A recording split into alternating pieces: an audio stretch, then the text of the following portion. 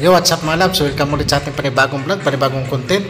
At kung ikay bago pa lang sa aking YouTube channel, please paglalambing lang po sa inyo kung pwede, paki-subscribe po sa aking YouTube channel. At siyempre kung nakapag-subscribe na po kayo, siyempre nandyan po yung ating bell button dyan, paki-pindot na rin at hanapin yung all para updated kayo sa ating pang maraming i-upload na mga videos. Lagi kang mauna.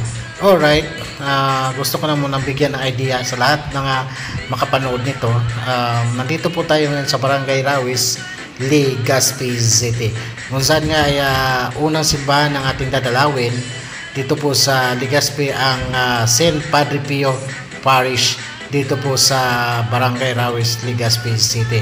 So itong ating video mga kalaba ay bali dalawang simbahan ang ating papapanood dito sa video na to, sa vlog na to. So ito yung una. So mamaya i-discuss natin yung susunod na video. So tapusin sana ninyo para makita ninyo yung mga ibang kaganapan sa ating pagbisita iglesia ngayong 2024. So right, nandito tayo ngayon sa part ng parking area at kapansin-pansin na medyo kukunti na yung mga sasakyan dahil pagdating pa lang namin may lumabas na ng mga sasakyan. And ang oras nga natin ngayon ay mag-aalas 10 na ng umaga at napakainit na. Yan, so pinakita ko lang ay hindi naman po siya masyadong kalakihan, no?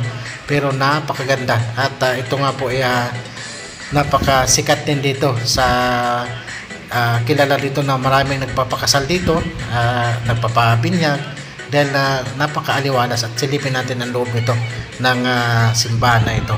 So sa puntong ito paakyat na tayo at maraming ang mga tao rin na dumalaw dito o nagbisita sa simbahan na ito mga kalaba. Okay, so makikita ninyo pag akyat ay medyo alam na natin makabago na yung nilagay na tiles. So yan, napakaganda hanggang doon sa altar ng simbahan na ito. So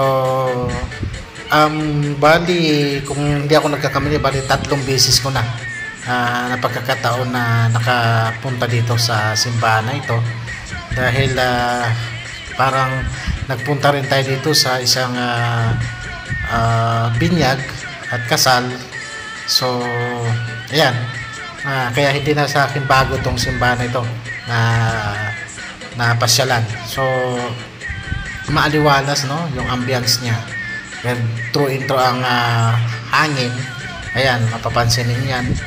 Yan, ditong mga kapilang to, akala ko nga may si father, no, pa libreng bigas. Joke lang. So yan po yung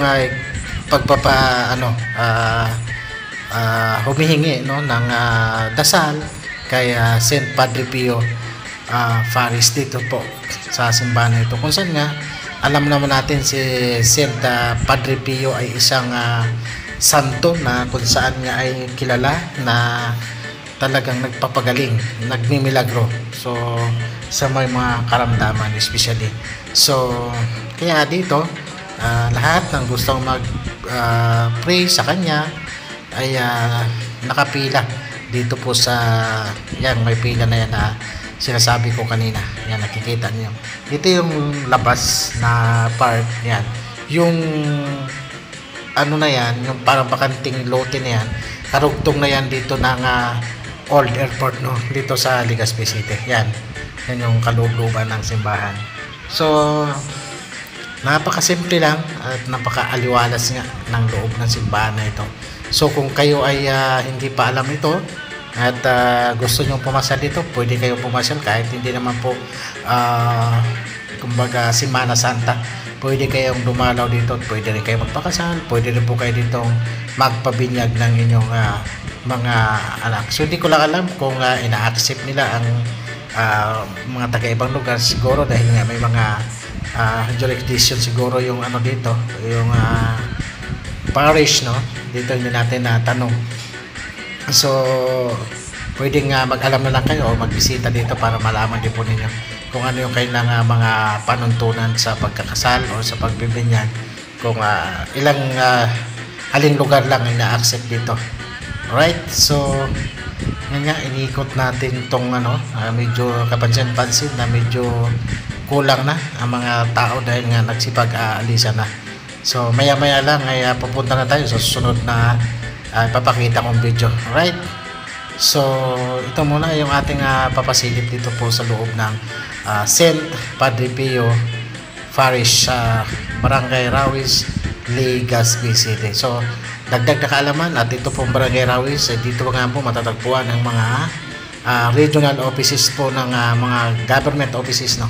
Right, sa pundong ito nandito na po tayo mga kalabas sa sinabi ko kanina sa pangalawang simbahan na ating binisita sa Santo Domingo, no? Sa St. Dominic de Guzman Parish Church, Santo Domingo, Albay. Bali ilang beses na rin ako nakapunta dito. I think pang-apat na po yata ko, kaya hindi ako nagkakamali na pagbisita. Last year binisita rin po natin to.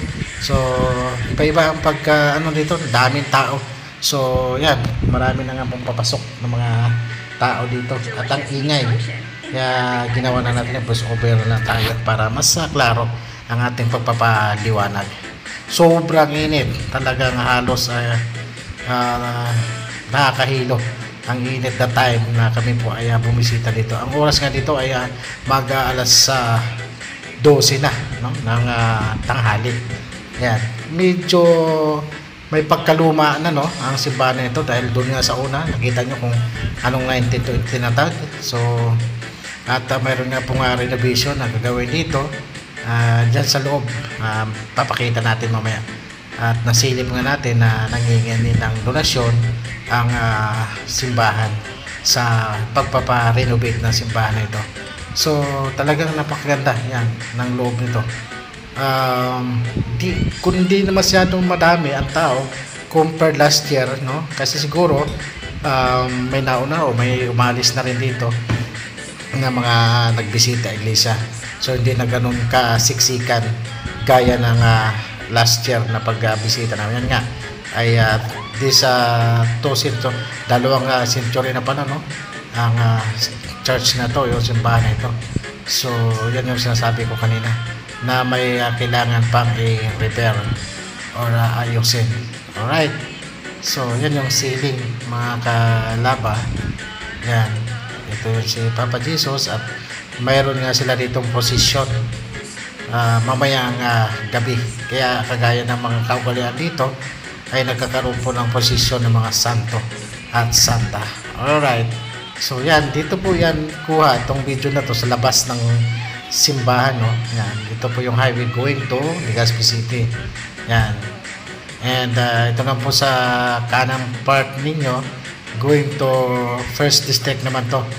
At lalabas naman po doon sa parte na ng halos boundary na po ng Santo Domingo and Bacaca. Yun lang, at pakishare po itong video na to and thank you.